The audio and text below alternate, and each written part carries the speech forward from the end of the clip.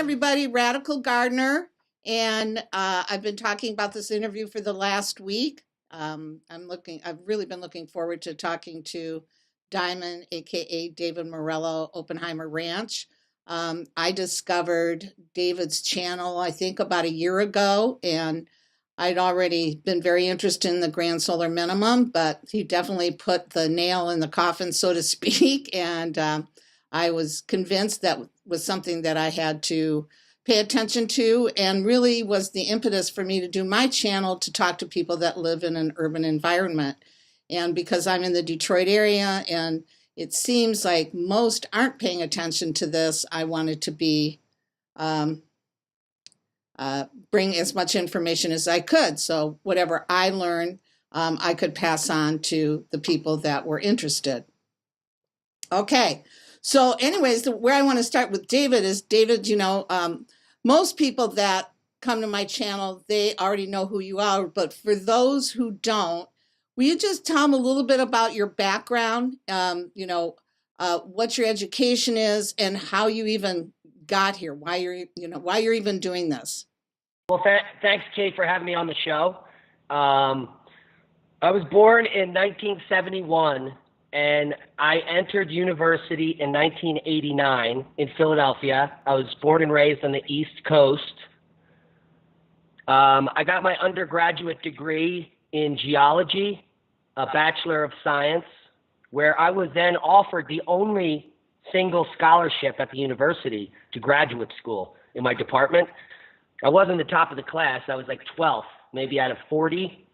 But they offered it to me, and it blew my mind. So I stayed on and got my graduate degree, and very quickly became very controversial in geologic circles because my mentors and my professors, Peter Goodwin and E.J. Anderson, they had been working on a very controversial theory called the pack hypothesis. And this was a theory of episodic sedimentary deposition, which was catastrophic in a nested hierarchic fashion, meaning there were cycles upon cycles. And we could find these all over every basin we went in, worldwide, continent-wide. We studied across all of North America, but my professors had done work in Europe and other areas. And there is definitely a pattern. And this is what intrigued me staying on for graduate school. These guys were completely against the grain. And what I found out in grad school is that there was no funding back in 1992 for going against the grain. That was the beginning, the blossoming of global warming. And the only way I could get money is if I did my thesis on something related to global warming. My hypothesis I was working with showed that if there was any global warming, that there was also equal amounts of global cooling, and it happened again and again and again in a cycle. There was no linear information throughout all of geologic time of any linear fashion. Everything in geology goes up and down, cycles. So there's no way to lie. The only way I could have gotten a lot of money is if I wrote a thesis I didn't want to write. Right. So on the meager amount of money that I could get from state, the Department of Environmental Resources in Pennsylvania funded my thesis. $2,000 a year is all I got, and that paid for a few motels and camping in quarries. So that was my funding. I quickly found out in academia and did not stay on that the people were attacking real scientists like myself, and there was more of a bully environment or a mainstream gang environment that if you weren't part of the big club, you were shunned. Right. And I thought that was stupid because we were actually the only ones doing breakthrough work, and we were the ones on the sideline. So quickly I was disillusioned with academia and left, and flip-flopped around the real world for a while, working in many trades.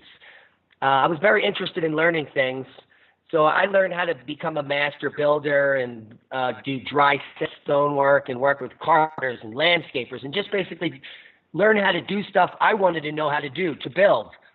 Learn how to remodel homes and all that stuff in the interim. And then was intrigued by activism because for some reason around a decade ago, the whole global warming smelled poopy to me. Yeah. And I had forgot about it and never really believed in it, but I bought into it because I was living in the world and it was infiltrating me osmotically, through the media and the news. And I just bought into it.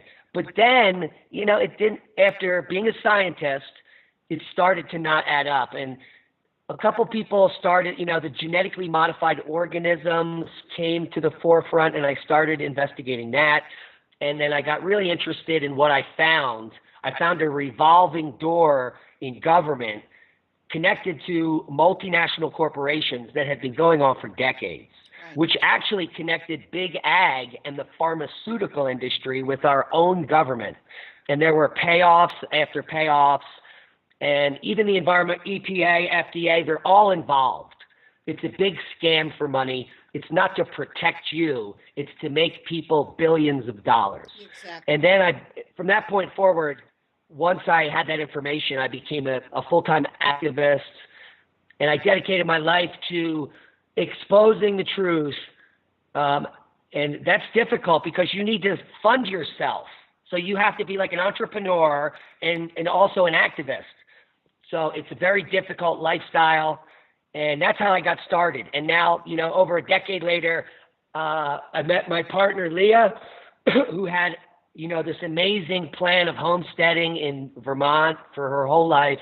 And our plans kind of met, and we meshed. And now we're in Colorado continuing our activism as scientists who have escaped the matrix. Right. I love that. Well, I know for me, it was never a matter of science. It's just what made sense. And, I remember the 70s, people were talking about global cooling. And they were talking about, ice age. And also because I grew up with a mother that was an astrologer, and I read a lot of Steiner and what have you, it didn't seem to me like the rest of the solar system was falling in line with this whole warming trend. So just as, an observer and watching nature and always being a gardener, it just didn't make sense to me, So it was great to come across your channel and other channels like it that really backed up what I just felt at a gut level. And it always smelled of the whole global warming thing, always just smelled like it was just a money-making shtick. Yeah, well, if you research the history of it, it goes back to Margaret Thatcher and, big shifts in European government and then allocation of billions of dollars to global warming research. Right. And then that was the beginning of the game. And then it unfolded from there, the development of the IPCC, and then the incorporation of the UN, and then this grand scheme of plan to sell the 97% consensus to all of the sheep who now buy it lock, stock, and barrel. It doesn't matter if they're buried in 50 feet of snow and the whole world is exploding around them. It's global warming. It's global warming. When their child gets a C on the report card, it's because of global warming. And when they get that flat tire at the intersection, global warming. I know. It's basically what we've devolved to. Al Gore had a speech scheduled, was it in Minnesota, and one in Illinois and Chicago, and he couldn't get there because it was so cold because the airports were closed. I mean, please, how insane is this? And then there's a woman running for president. What is her name? Anyway. Yeah, she did her speech. In the snow. She did her speech on on climate change. I know. I mean, come on. And there's people standing there clapping, oh, okay, whatever, It's a great thing about being from the Midwest, you're a little bit skeptical, which is great. Okay, so let's go on here. So really my purpose of this is, I want to discuss what is cosmic ray flux. And along with that, we're talking about this magnetic pole shift. I really want to talk about what that is for people that don't know. Can we explain to people what that is, how that falls in line with global warming, a solar minimum, And then I want to talk how's that going to impact us for our health? We'll start there, but let's start about what is cosmic ray flux? What is solar minimum? Wow. Should I answer that in one sentence? Well, No. let's start at let's start at the beginning, and let's just cover cosmic rays. Okay. Cosmic rays, only recently do we understand what they are. In the last few decades, we've been talking about them for about 100 years, and we've only detected a few single particles recently. We've only captured a single cosmic ray recently. Oh. But these supposedly, there's two types that we'll just break down in general. Solar cosmic rays, SCRs, and galactic cosmic rays, okay, GCRs. And the galactic cosmic rays supposedly emanate from blazars and quasars and all those cool things that we don't know how to explain that produce billions of kilojoules of energy every second, and they're pulsating out in space. Wow, wow, wow. And sometimes when a little light beam hits directly towards Earth, that will be where the GCRs come from, the galactic cosmic rays. Okay. Now, the sun also produces cosmic rays through coronal mass ejection. These cosmic rays stream out of the sunspot hole, and sometimes those sunspots explode and they splash more crap right at us. So there's two places these cosmic rays are coming from. Now, the beautiful thing is, Kate, is that we live on Earth. If we lived on Mars, we would all be dead already. But Earth, for some reason, has a magnetic field, which gives us a magnetosheath, which protects life on our planet from devastating cosmic rays, solar and galactic. Now, it's our magnetic shield that allows us to live down here. Right. And when we go into magnetic reversals or excursions, the shield weakens and more of these rays come in. So therein lies the whole problem.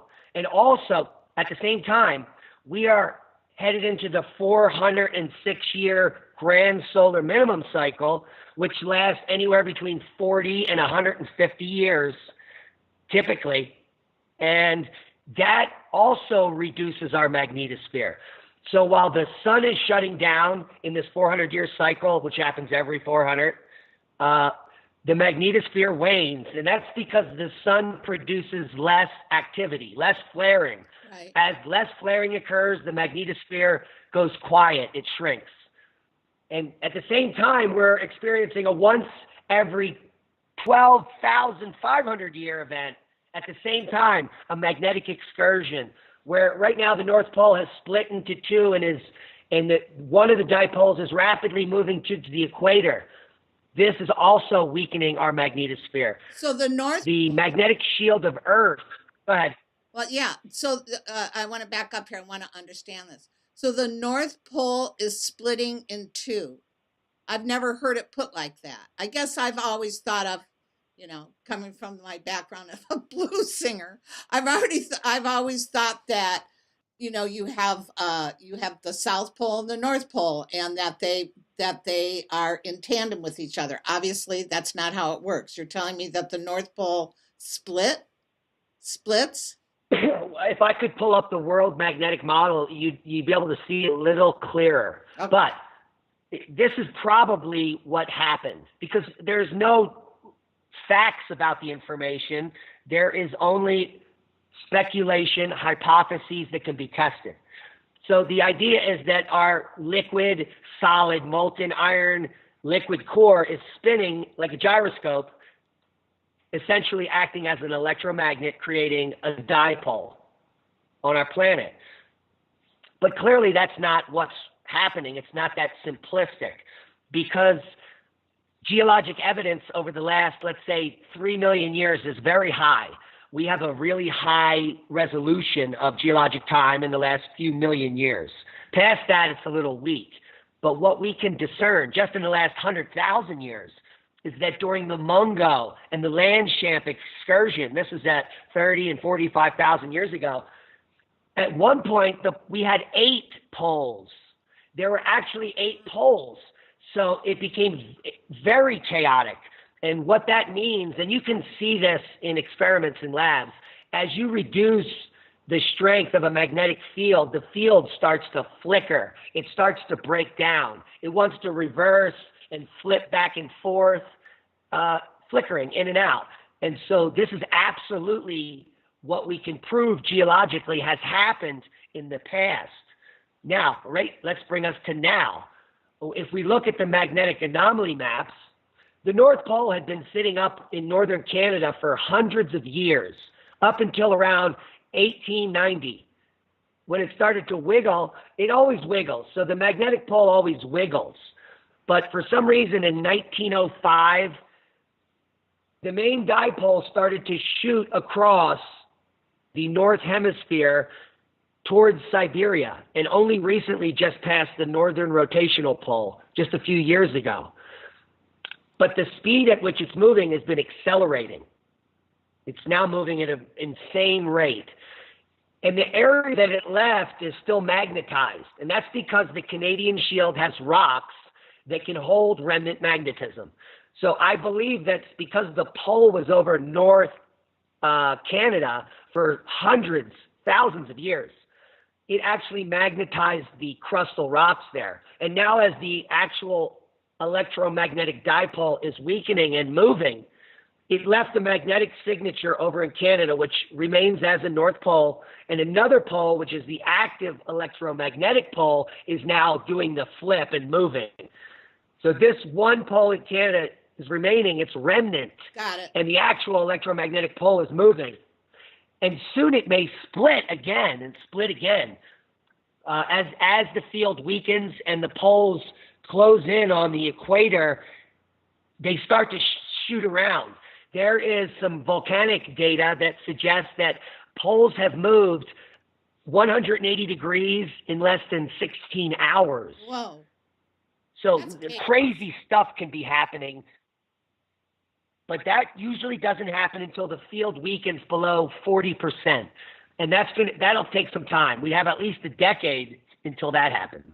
So what does that mean for, life on Earth? Is that just total chaos? The number one thing it means is we can't navigate. So we'll have to work off site and other methods to navigate. So it's going to really put a tizzy in navigation at some point. But so the poles, multiple poles or poles moving around, bad for navigation, not necessarily bad for humans. The bad for human part is that the magnetosphere will be weakening, and this will allow vast quantities of cosmic radiation and dust to rain in on us. Yeah. So what would that be? As if we were living on the space station. I mean, that's something that they have to be really aware of, isn't it? They can't be up there that long because they're exposed to all of these different forces. I mean, similar. Similar. Okay. Similar, Kate. But here's the beauty: we have a magnetosphere, and even if it weakens down to almost nothing, it will remain. So just think of it like this. The space is 120 miles up. Let's just throw that number out there. Okay. In the last decade, space, because of the waning magnetosphere, is now 100 miles up in a decade. And maybe in a decade, space will be 75 miles up. But at no point will space be above your neck where you can stick your head into space. So we're going to be safe on the surface, no matter how weak the magnetosphere gets. Got it. And because that it exists, it'll never be like we're in space on a space station, which would be like in a microwave. Right. Okay. Now, that being said, it doesn't mean that we're going to be fine, because during these magnetic reversals, it's when evolutionary leaps occur. Right. So clearly our DNA, we know DNA is affected by cosmic rays, and they will be affecting our DNA. Right. Fact. That is the one fact that you and I can come away with from this conversation is the weaker the magnetosphere gets, the more our DNA will be affected. Right. Yeah. Yep. I believe that. And I've thought that for a long time. Again, that was just, something that, I don't know, just felt true. All right. So I want to ask you here. So how do we protect ourselves? I mean, what are going to be the health challenges? I went up, I couldn't find really anything, especially looking at the silly sites like Wikipedia and what have you, about what some of the health effects are when we're being blasted with, some cosmic ray. And so I did a little more research, and I went to I looked at this what they have to be careful of. Where is it here? Like with the space station, and so direct damage to the DNA, cancer, a higher risk for cancer, cataracts due to radiation. Yep. Really specifically ovarian and breast cancer, biological damage due to given exposure, affecting the molecules in our body, which is going to be part of why our DNA is changing. Health risks directly, let's see, what did they say here? Memory changes, our cognitive abilities, our nervous systems. Yeah, that's about it. Yeah, now, so many of those are detrimental, and none of them really can be mitigated. But it is assumed, and this has been proven by the South Korean government, that there are certain herbal remedies that protect against certain types of harmful, high-velocity radiation. Yes. And it's also hypothesized that C60, if you ingest it, can also protect you from this type of radiation. But I've been taking C60 for a year, and I'm close friends with Bob Greska, who's a carbon scientist. And so, I mean, what has happened to my body and some of the improvements have been really jaw dropping. And my husband's off all heart medication. A dog with cataracts that no longer has cataracts. So a lot of these issues that are degenerative, C60 just in my life and the people around me has really, it's just been a game changer. Also, I was out traveling this last summer, and we had rented a convertible. We were in the sun. We were in the Mojave Desert. We had the top down, not forever, but for a while. And we couldn't get a sunburn. We were taking C60. Our skin would turn a little pink and then would instantly heal. And, we never got those sun headaches, none of that. So I'm just, so this is something I see as a game changer. Also, because of the rat study, when they were blasting the rats, and the mice study with radiation, and the rats actually thrived in it by taking the C60. Yeah, so there's definitely ways that we can mitigate these damages. Now, the most pressing and immediate, a lot of your listeners and my listeners know about, and this is direct damage to crops due to increased ultraviolet, right, which is not in the cosmic ray spectrum, but as the magnetosphere wanes, the whole broadband of all radiation bands are going to increase.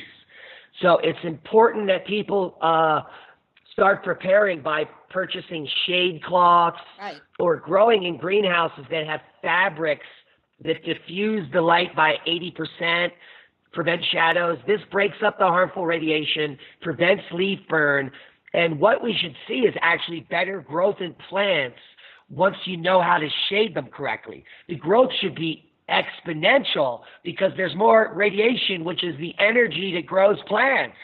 It's what drives photosynthesis. But if there's too much, they will fry. But once we know how to shield them, we're going to get these gigantic 45-pound eggplants and 6-foot high kale plants. So is this the same thing as what Ebner was working with? Is this that electrostatic energy where plants were literally looking like they did in prehistoric times? Say, for example, the ferns, is because they were being zapped with this electrostatic, and they were literally remembering what it was that they used to be. Is that something we're going to be looking at with our crops? It's a little different, but a similar effect is happening. It's a different type of radiation. Yes. We're adding more electromagnetic radiation into the actual cells of the plants, and then the cosmic rays may affect the DNA. So it may remember times when it had to change to thrive. And so who knows what will happen? But there's going to be more energy, and that means more food if you can grow it. Okay, right. And I saw that this last summer. So I went and got, actually I had a lot, I have a lot of cheesecloth and it protects it from, different pests. So I put it over that and that really worked really well as far as like not singeing the leaves to my vegetables. So I see where maybe I might have to get something that's a little bit darker than cheesecloth, but that worked really well this last summer. Yeah, so we need to experiment with different techniques moving forward. Yes, correct. A friend of mine, he's a scientist. He and I are going to be working with some of the seeds that I have, and we're going to be trying to repeat what Ebner was doing as far as the electrostatic charges, and to see what we can do because he actually tells you how to do it.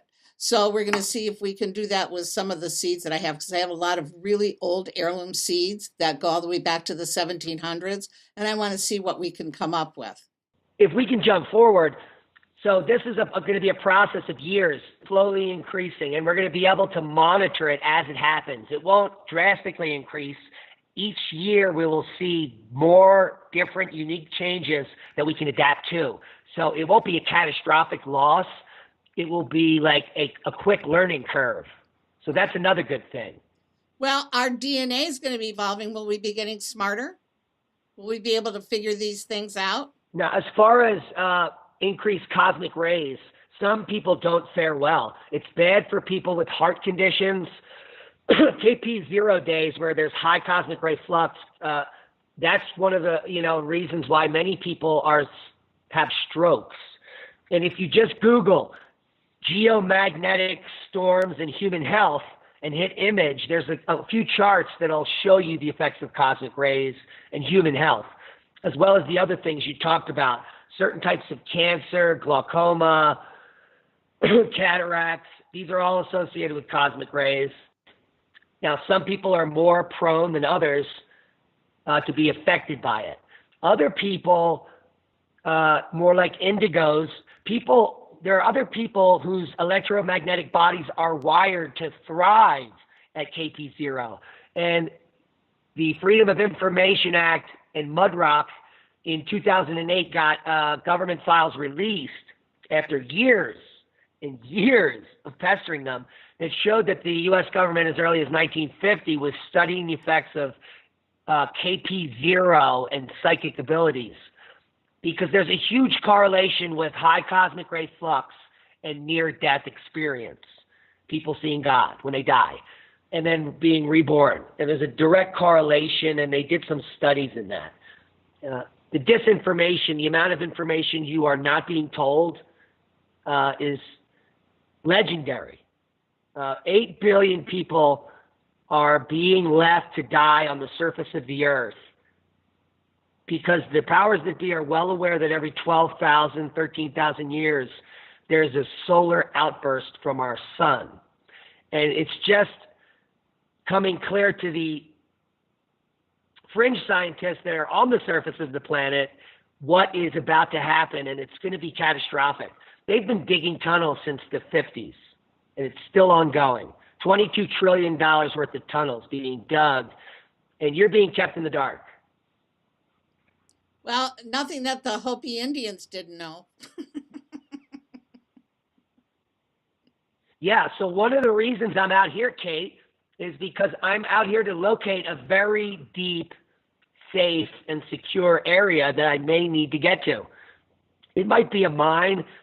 It could be Carlsbad Caverns. I could drive there in 8 hours, but it'll probably be closer, and it'll be safe, and it'll be my own. Yeah, I went out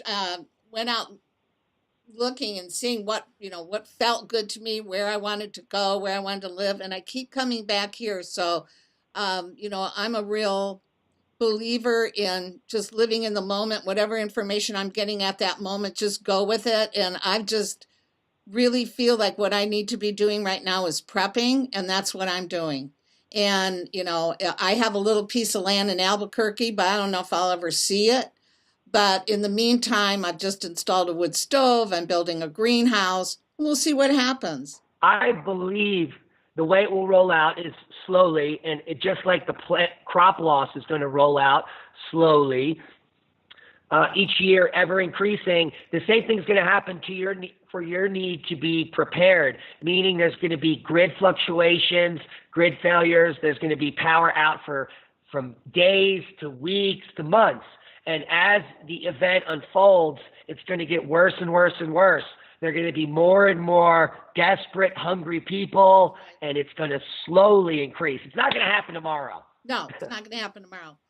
So, yes, I mean, and I saw that when we just had this last polar vortex, it was only for 2 days, and already the government was talking about how we had to turn all of our thermostats down to 65, and it was freaking cold, right?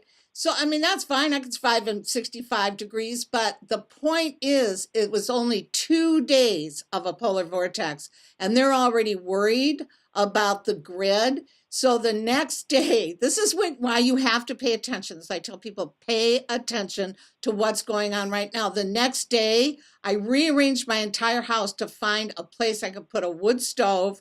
And I ordered a wood stove that day. I've got a guy installing it next week. Thought, no way am I going to count on this city or this government to have my needs met. It's not going to happen, And we have really big guns, so I'm just fine where I am right now. And they will see the smoke, and they will come for the warmth. But I know my husband's ex-special forces, so they'll have to get past him first, I'm the ex-hippie, he's the ex-soldier, so whatever. But anyways, and then it's just clear to me to grow a lot of half my food outside and half of my food in the greenhouse, because I like to be outside and I like to garden outside, and I love to be outdoors. But then I want to be able to count on food year round, and so I need to have a greenhouse to do that. So we're building. I mean, it's a real structure. We're pulling a building permit. It's made of cedar. It's very it's the plexiglass, so that if it hails, the glass can't break. I mean, we've really tried to be proactive in an urban environment. Yeah. Now the problem with that is everyone can see what you're doing. Well, that's why, I thought about this for a long time, Diamond. I could be as secretive as can be, and I have privacy fence, I have all that stuff. But, or I can, sound the alarm and try and make people aware of what's going on. And I've done pretty well in my own small way. So the more people I can convince that they might want to be proactive now. I have 3 or 4 friends now that are putting in wood stoves. I mean, the more that we can do that, maybe the less we have to worry about that. I'm not arguing with you. Yeah, it might be a very dangerous scenario, but I'm almost 70. I'm not going to go start a farm out in Colorado. You could buy a used one. But the beauty of this area is everyone has a greenhouse. So I'm not worried about anyone coming here because they all got their stuff. Well, but the idea that you're spreading the word, if you could get a buffer of greenhouses around your greenhouse, they'll go there first. Right, exactly. Exactly. Well, the great thing about Michigan it is an agricultural state, and it's a state whose agriculture is increasing yearly, not decreasing, and we have mass greenhouses. So that's a wonderful thing. Also, the city of Detroit, almost more than any other inner city, is becoming a huge urban farm. I mean, they're everywhere. So the Black community's really taken it on board. So I belong to a lot of those groups, and it's very active. So, I'm not the only one. Yeah, I started a group called Growing Home in Philly before I came out here, a nonprofit. We turned vacant lots into food forests. Uh, Excellent, because Philadelphia has more vacant lots than any other city, and the urban farming initiative is exploding there through the likes of people like Paul Glover, who invented sweat equity and Ithaca hours money up in New York. Just a great social engineer and city planner. Every city should be growing food on all vacant lots and feeding the people locally. Well, Why wouldn't you? why wouldn't you? And why aren't we taking some of the, and actually they are doing this in some of the major cities. I was reading a couple articles. I might even have sent you a link to one, but where they're taking abandoned office buildings and turning them into greenhouses for the community. So, here Yeah. we have so much of that here, the factories that have been abandoned that are really potential greenhouses, So that's something that can be done. We just had they're building a shopping center not far from my house. They cleared this whole thing, and so they asked the community, "What do you want there?" You wouldn't believe what these idiots want there. And so I kept saying, "What about greenhouses? What about a park? What about a farm? What about?" And I was like I was in Mars. So I mean, it's really frustrating that people aren't looking forward. It's really frustrating. And we have a neighborhood list. I went on the list. I said, I'd like to form a community where we get together and we talk about prepping and growing our own food. This was the reply from one of my neighbors. Well, we can get food at the grocery store. Why would we do that? You know what? I just deleted it. Screw it. I said some are sicker than others. I know. So, what are you doing to explore new ways of growing food? Can you talk about that a little bit? Well, just a permaculture technique. We've only been here 4 years, and I'm really focusing on finishing our house currently. But what we do in the spring is just like you said, you like to plant inside and outside. We plant a plethora of things all over the place. We plant in shade and direct sun. We plant them uphill and downhill by the river. So we're planting multiple things because in a place like where I live in the wilderness, we experience 60 to 80% losses from wildlife, hail. So we need to have food everywhere. We need 10 times more food growing than we want to eat just to eat. So we try to be as broad-based and vary things as much as possible so that we can win. We have, 10 varieties of apple trees from zone 3 to zone 7 because we have wild temperature swings here. We want an apple tree to work, and so if we have every different type of tree, one of them will produce apples, hopefully. So diversity is the key. It also leads to less pests and more biodiversity in general. So the more crops, the more diversity you can have in a small area, the better you will be. Row cropping is, a thing of the past. It's not what you should be doing. Biodiversity and, groups of plants that work together and fertilize each other and incorporate good insects and attract certain birds. These are the kinds of things, permaculture principles that we should all be latching onto or learning. It's not hard to learn about permaculture. Just go to the woods and look around. You're learning. Right. Do what the woods does. Right, exactly.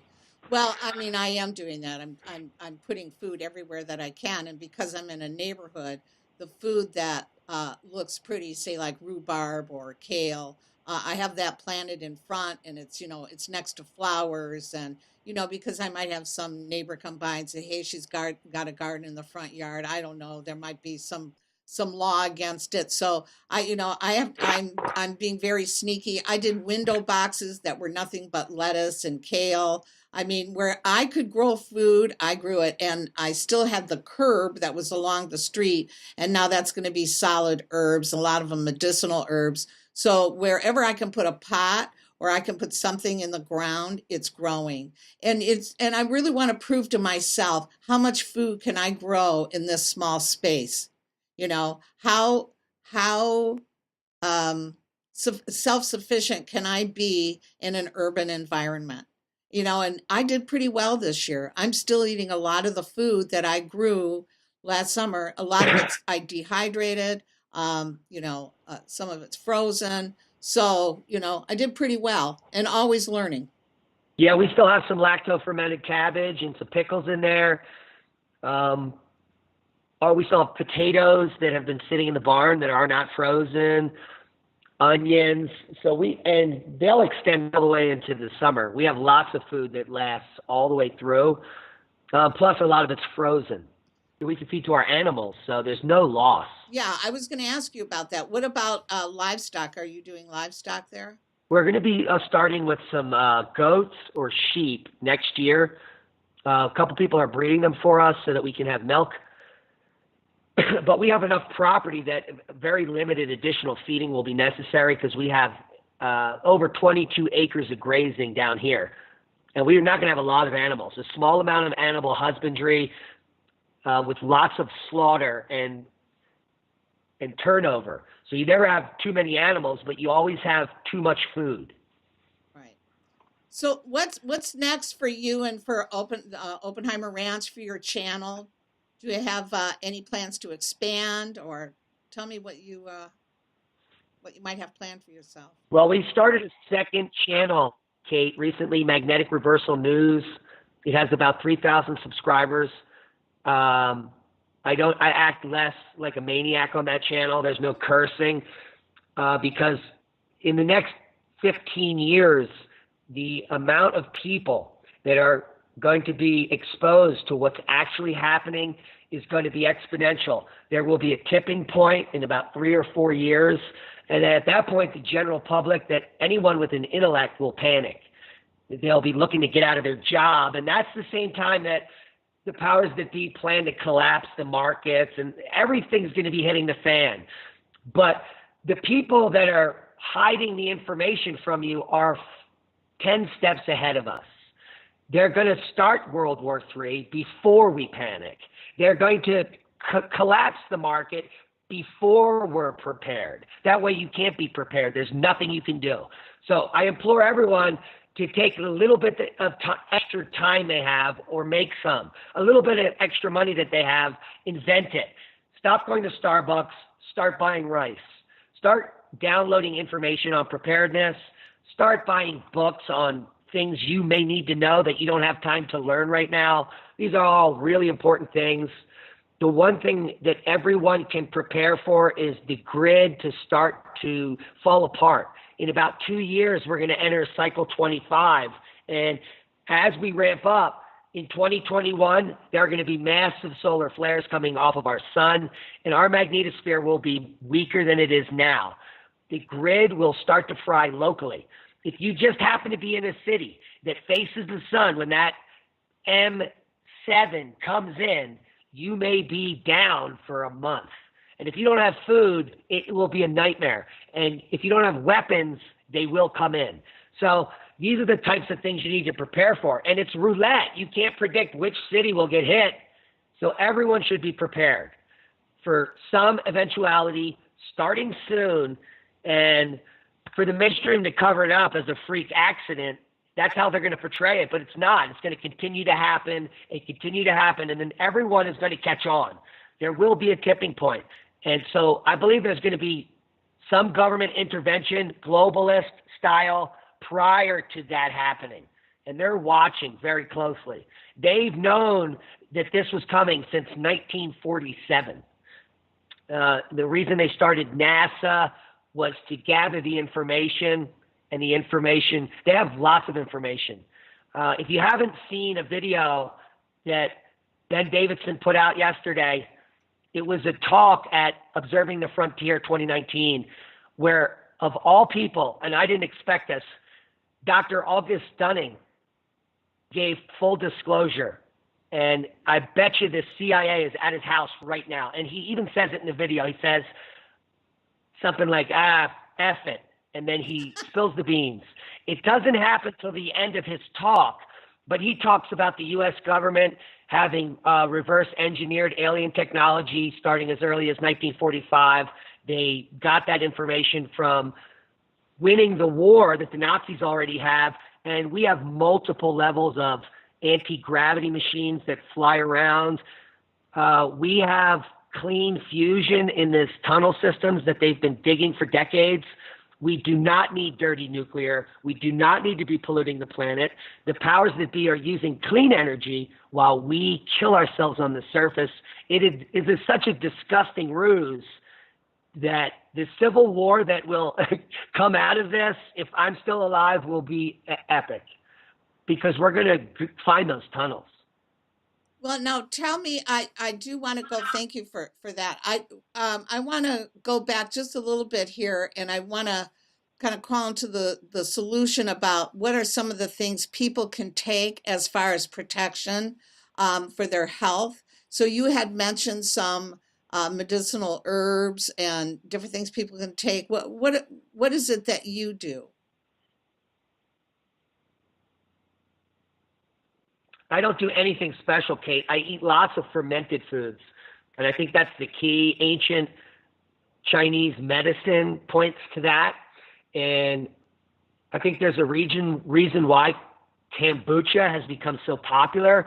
I think that all this information is contained within the universe, and what we need comes out at the time we need it. So C60, that has just become very popular.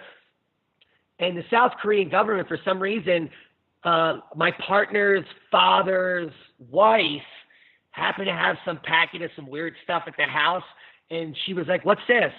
And you read the packet, and it's to protect. It was initially developed to protect workers at nuclear facilities that were getting sick from radiation. So they developed this herbal supplement called Hemohim, which means probably hemoglobin or hemostasis. HEMOHIM, 2 words, and the people that took it could work in extreme radioactive environments with no effects. And the same person that wasn't taking it would lose their hair, get sick, and get cancer. Other people taking the supplement were fine.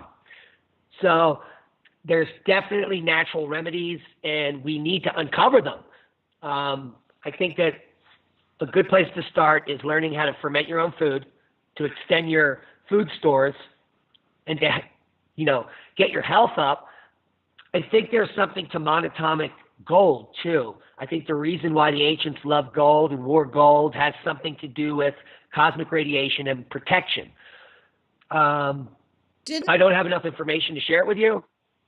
Well, let me. I'm sorry for interrupting, but wasn't it after the bomb was dropped in Hiroshima? Wasn't it miso soup that the people used to detox and to clear themselves from radiation?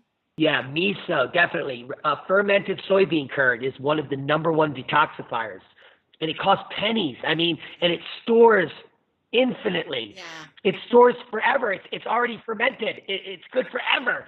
You can have 10 tubs of miso in a fridge for decades. Right. Yeah, that's true. And you can have a cup of that a day. You can have like a cup of soup of miso, and you're good to go. Yeah, we just had miso. I love making miso. You can make miso soup with wild harvested mushrooms, and it would literally be an immunity elixir of life. Oh, wow, that's a good idea. My neighbor here, Dan, he's a mushroom specialist, and we're going to be having a huge banner mushroom year. It's just a snow wonderland out there. We have so much water. We're going to get black morels in March, and there are so many medicinal mushrooms up here. That's one of the things that you can get for free from nature. Learn how to wild harvest mushrooms. You can dry them and powder them, and they store forever, decades. They don't lose potency, and they store forever. You can literally save your life on mushroom powder. Well, Diamond, I'm going to leave it there. There's some other things I want to talk about, but let's save it for another conversation. We'll have to call this the barn and pink hue interview. I can't. Every time I try and do these, the lighting is so out there. But whatever. So anyways, I want to thank you. You've always been really kind of an inspiration for me. And yeah, just thanks. Thanks for taking the time. I know people really appreciate it. Jay, keep up the good work. Your channel is so important, and your micro community you're developing out there at Radical Gardener is awesome. I would love to cover all the things you cover. I don't have the time, and that's why you're here. We love you. Well, love you too, honey. You have a good one. Bye. Talk to you soon. Okay, bye.